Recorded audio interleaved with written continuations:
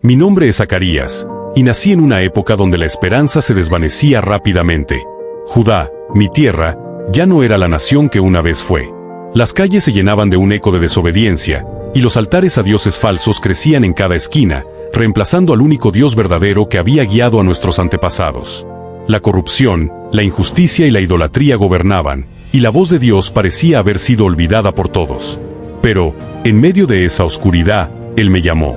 Imaginen cómo debe sentirse ser llamado por el Creador para enfrentarse a un pueblo que ya no quiere escuchar. Mi misión no era fácil: advertirles sobre el juicio que vendría si no se arrepentían, pero también darles un atisbo de esperanza. Si se vuelven a mí, los restauraré, decía el mensaje. Pero ¿cómo convencer a una nación que se ha deshecho de la fe? ¿Cómo hacer que un pueblo que se alimenta de mentiras escuche la verdad? Lo que viví no fue simplemente una lucha con los corazones cerrados de las personas. Fue una guerra contra un sistema corrupto que se había adueñado de los sacerdotes, los líderes y hasta de la gente más sencilla. El poder que se construye sobre el pecado no quiere ser derrumbado, y yo fui visto como una amenaza. Mi mensaje incomodaba. Hablaba de juicio, sí, pero también de una posibilidad de redención que muchos no querían aceptar. Día tras día, mis palabras parecían caer en un vacío. La gente no quería oír lo que les traía: el llamado a la justicia, el arrepentimiento y la restauración de la verdadera fe. Aún así, algo dentro de mí me decía que no podía rendirme, que mi misión era crucial.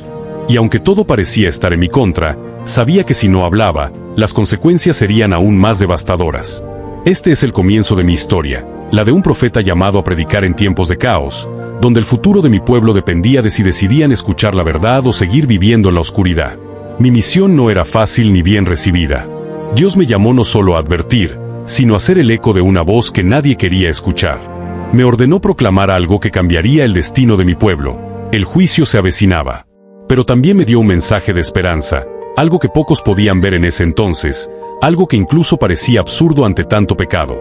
Si se arrepienten, los restauraré, me decía el Señor, dándome palabras de consuelo en medio de la oscuridad. Pero ¿cómo podría el pueblo escuchar? Si incluso los líderes religiosos, aquellos que deberían ser los primeros en obedecer a Dios, vivían en la corrupción y la idolatría. Había altares en cada esquina, sacrificios a dioses ajenos al nuestro, y en lugar de justicia, se cultivaba la opresión. El pecado había infectado a todos, desde los más humildes hasta los más poderosos. Yo era un mensajero solitario, un grito en un desierto de indiferencia. Sin embargo, no podía callar. Mi misión era clara: era portador de dos mensajes. El primero era el juicio. El pueblo debía arrepentirse, o enfrentaría la destrucción que Dios había prometido a todos aquellos que rechazaban su voluntad. Pero el segundo mensaje era de esperanza. La oportunidad de redención aún estaba abierta. Aunque veía la dureza de sus corazones, aunque sentía que mi voz se perdía en el viento, sabía que debía seguir adelante, porque el perdón de Dios solo se alcanzaba si ellos se volvían a Él. Lo más difícil no era el rechazo de la gente, sino la constante lucha en mi interior. Por momentos, dudaba. ¿Estaba haciendo lo correcto? ¿Estaba siendo demasiado duro? Pero algo dentro de mí me impulsaba a seguir. ¿Qué sería de mi pueblo si me callaba? El juicio de Dios era real, pero también lo era la posibilidad de una nueva oportunidad, de un renacer. Mis palabras no eran solo condena, sino un llamado urgente a cambiar, a regresar a los caminos de Dios antes de que fuera demasiado tarde. Y aunque todos parecían ignorarme, la semilla de esperanza seguía ardiendo en mi pecho. Mi misión no solo me llevó a las plazas y a los altares, sino que me obligó a enfrentar la cruda realidad de Judá. Un pueblo que se decía fiel a Dios, pero cuyas acciones reflejaban todo lo contrario. Lo que vi me llenó de dolor. Judá, mi nación, se encontraba sumida en una corrupción que ya no solo era evidente, sino que se había convertido en una parte intrínseca de la vida diaria. La pureza del corazón se había perdido hace mucho, y el pueblo había caído en un ciclo de injusticia, opresión y descaro espiritual. Las élites religiosas y políticas, aquellos que debían guiar al pueblo hacia Dios, habían traicionado la confianza depositada en ellos. Los sacerdotes, quienes tenían el deber de enseñar la justicia y la verdad, habían convertido el templo en un negocio, robando, manipulando y mirando para otro lado cuando se cometían las injusticias más grandes. Ellos no solo desobedecían las leyes divinas, sino que las distorsionaban para su propio beneficio. ¿Qué tipo de líderes eran estos? Pero no solo los poderosos eran culpables. En las calles, la idolatría era una práctica cotidiana. No importaba si se adoraba a Baal, Astarot o cualquier otro dios extraño. Los ídolos decoraban cada rincón, y los sacrificios en su honor se realizaban sin el menor remordimiento. El pueblo había dejado atrás la adoración al único Dios verdadero y se entregaba a falsos dioses, creyendo que estos podían protegerles y darles prosperidad. ¿Cómo podían ignorar lo que sus padres sabían tan bien? Vi la injusticia manifestarse de muchas formas. El pobre era oprimido, el huérfano y la viuda olvidados. Las mujeres y niños sufrían bajo el peso de la indiferencia, y los ricos se aprovechaban de los más débiles sin piedad. ¿Cómo podía este pueblo reclamar que amaba a Dios cuando ni siquiera cumplían con lo que Él demandaba? Mis palabras resonaban como un eco vacío, porque nadie parecía querer escuchar la verdad. Pero lo peor no era solo la corrupción que veía en los líderes y en el pueblo, sino la indiferencia. Nadie quería enfrentar lo que estaba ocurriendo. Todos preferían vivir en su comodidad, ignorando el mal que los rodeaba. Y mientras la podredumbre se extendía, yo seguía ahí, predicando, con la esperanza de que tal vez, solo tal vez, algo cambiaría. Cada día que pasaba, mi carga se hacía más pesada. Mis palabras se perdían en el viento, como si nunca hubieran salido de mi boca. Al principio, pensé que tal vez, si hablaba con más pasión, si hacía un llamado más urgente, el pueblo podría escucharme. Pero nada cambiaba. La indiferencia de la gente era insoportable. Me miraban como si fuera un loco, como si mis palabras no tuvieran valor. Algunos se reían de mí, otros simplemente me ignoraban. ¿Por qué Dios me había enviado a hacer algo que parecía imposible?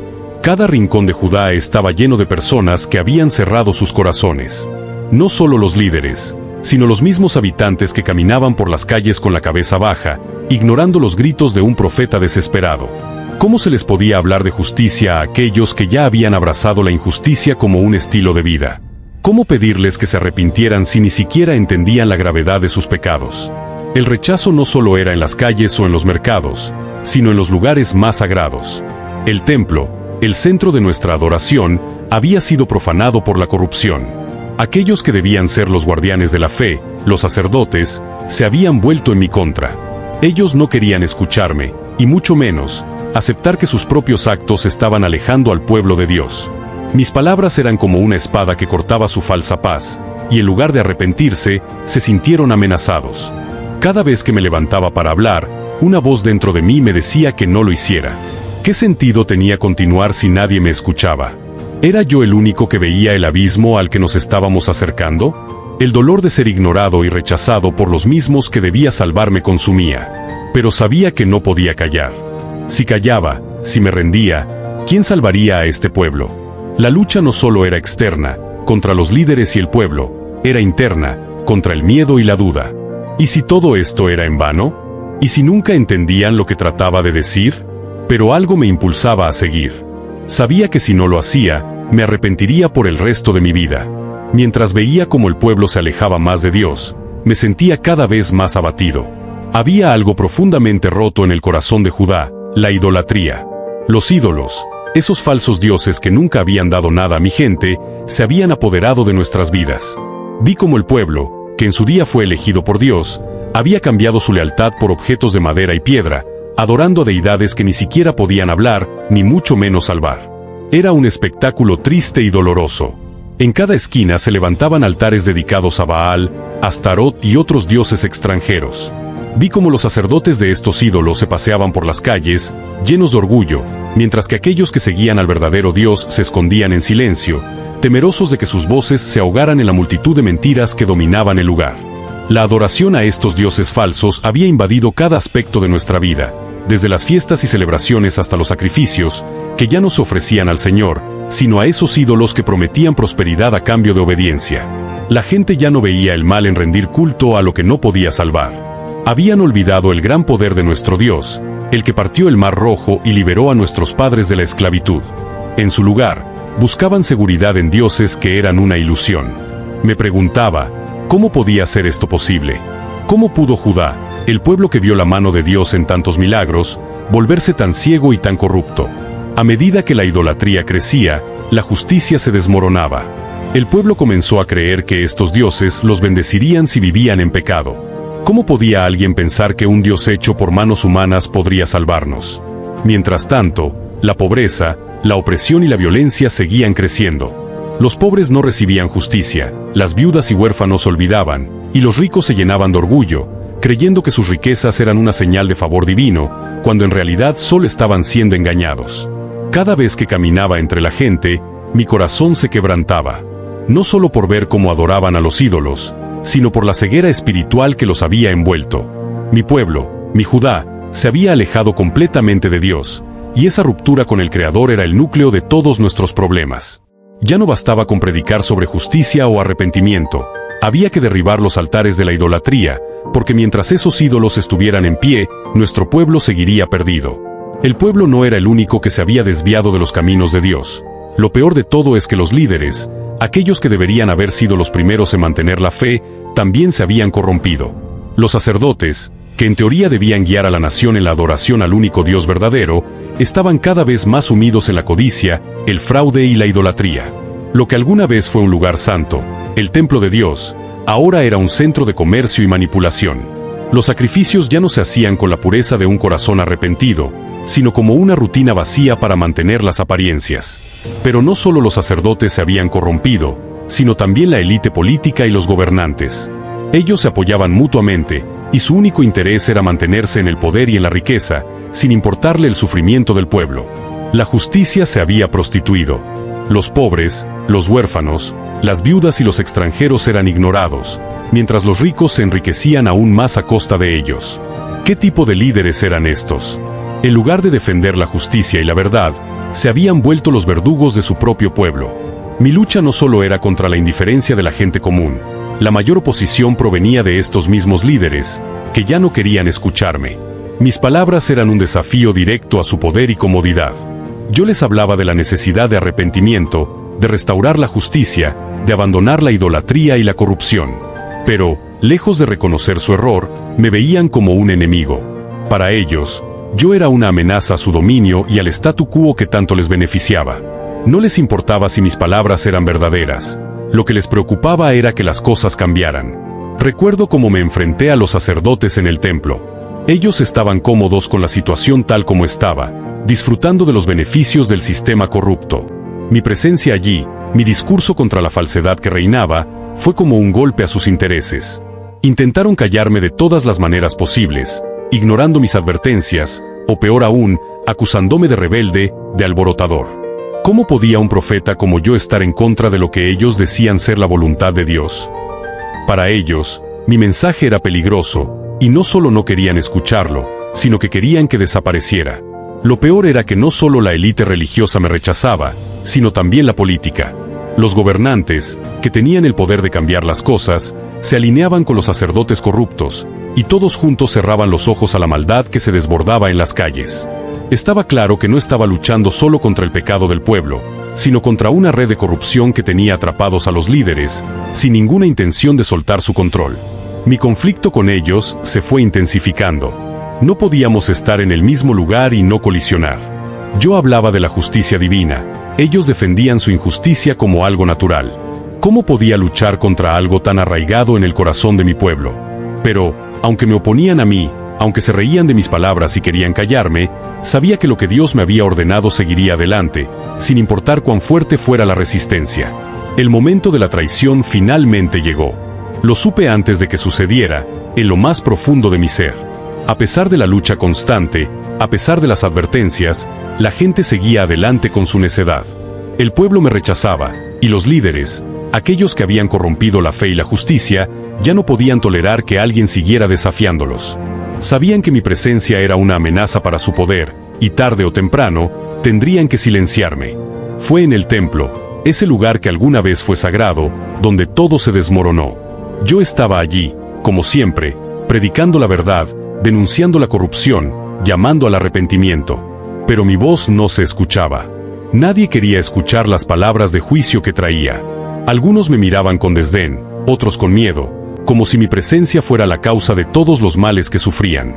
Yo solo hablaba de la voluntad de Dios, pero para ellos, mis palabras eran un obstáculo. Y entonces, sucedió. Aquellos mismos sacerdotes, los que se habían prostituido con la idolatría, tomaron la decisión final. Me mataron. No con armas ni con veneno, sino con una traición silenciosa, planeada, calculada. Me apedreaban, como si fuera el peor de los criminales. No importaba que mi único crimen fuera hablar la verdad. Mi vida fue tomada sin piedad por aquellos que debían protegerla. ¿Cómo era posible que los mismos hombres que deberían servir a Dios fueran los encargados de quitarme la vida? Los líderes corruptos, tan cegados por su ambición, ya no podían tolerar que un simple profeta interfiriera en su dominio. Sentí cada piedra golpearme, cada golpe como un recordatorio de lo que había hecho mi pueblo. Había hablado con amor, con dolor, con la esperanza de que cambiaran. Pero todo fue en vano. Los que me mataron eran los mismos que decían servir a Dios, pero que en realidad solo servían a su propio interés. Ellos pensaron que, con mi muerte, todo se resolvería, que mis palabras desaparecerían y con ellas la amenaza que representaba para su poder. Sin embargo, lo que no sabían es que, aunque me quitaban la vida, mis palabras seguirían vivas. Aunque me desterraban del templo, el mensaje que Dios me había dado no podía ser silenciado. El juicio de Dios sobre ellos sería inevitable. No podían esconderse de la verdad que había proclamado. Mi muerte no sería el final, sería solo el comienzo de la justicia que se desataría sobre ellos. Mi vida fue arrebatada por manos impías, pero la justicia de Dios no podría ser burlada. Puedo decir con certeza que, aunque mi cuerpo yacía en la tierra, mi voz aún resonaba en los cielos, y la respuesta de Dios no tardó en llegar. Lo que mis asesinos no comprendieron es que el sacrificio de un profeta no pasa desapercibido ante los ojos del Creador. Dios no permaneció indiferente. No fue como si, al matarme, los líderes corruptos y el pueblo que me rechazó se libraron de la consecuencia de sus actos. Al contrario, la muerte de un profeta trae consigo una carga que ningún ser humano puede eludir.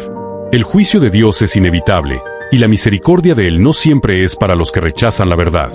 Aunque no pude ver lo que sucedió después de mi muerte, sabía que Dios se levantaría contra los que me mataron.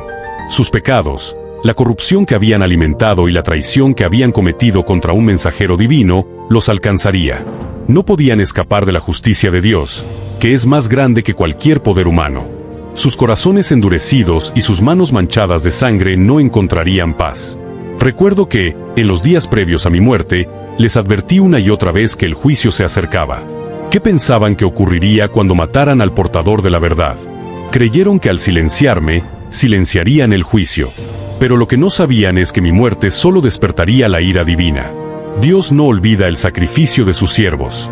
Aunque mis palabras ya no pudieran ser escuchadas en esta tierra, el juicio de Dios llegaría como una tormenta que no podría ser detenida. Mis asesinos, los que impulsaron esta violencia, verían sus días contados. No podrían ocultarse tras sus mentiras, ni seguir viviendo en la oscuridad que habían creado. La justicia de Dios se derramaría sobre ellos como un río imparable. Cada uno de ellos enfrentaría la consecuencia de sus decisiones. Y el pueblo que me abandonó, que aceptó que me mataran, también sentiría el peso de su ignorancia y su indiferencia. La muerte de un profeta no es un final, es un llamado. Y aunque mi pueblo no quiso escuchar en vida, Dios escuchó mi sufrimiento y no permitirá que la injusticia pase sin castigo. El juicio de Dios es cierto, y ningún pecado queda sin respuesta. Mi sacrificio no quedará en vano, porque Dios es justo y no olvidará. Aunque mi vida fue cortada por la violencia y la traición, lo que realmente permanece es el legado que dejé atrás. En el momento en que mi cuerpo cayó, pensaron que me habían silenciado para siempre, que mi voz se desvanecería en el aire como un eco sin respuesta. Pero la verdad es que, en el reino de Dios, las palabras de un profeta nunca mueren. Mi sacrificio fue la semilla de una verdad que no se puede callar. El pueblo, por más que intentara ignorar mi mensaje, no podría escapar de lo que les había anunciado. El juicio de Dios no tiene plazos, pero llega cuando menos se lo espera. Mi muerte no solo despertó la justicia divina, sino que también se convirtió en un recordatorio eterno de la fidelidad que se debe a Dios. No importó que me mataran, no importó que intentaran borrar mis palabras. El eco de mi mensaje seguiría resonando en los corazones de los que aún quedaban. Lo que muchos no comprendieron en vida es que un profeta, al igual que un mártir, no es olvidado fácilmente. Aunque mi cuerpo ya no esté entre ustedes, mi fe y mi palabra siguen vivos. A través de mi sacrificio, Dios dejó una huella indeleble en la historia, un testimonio de que no podemos seguir adelante ignorando su voluntad. El que tiene oídos, oiga. Y aunque yo ya no estuviera allí para hablarles, mis palabras seguirían siendo recordadas por aquellos que buscaban la justicia, por aquellos que querían volver al camino de la rectitud. Y cuando la gente se enfrente a las consecuencias de su rebelión, cuando el juicio de Dios finalmente se desate sobre ellos, recordarán a un profeta que, sin miedo, se plantó frente a la corrupción y la injusticia. Recordarán a un hombre que, a pesar de ser rechazado y traicionado, nunca dejó de proclamar la verdad, porque sabía que la verdad, aunque cueste la vida, es más fuerte que la muerte misma.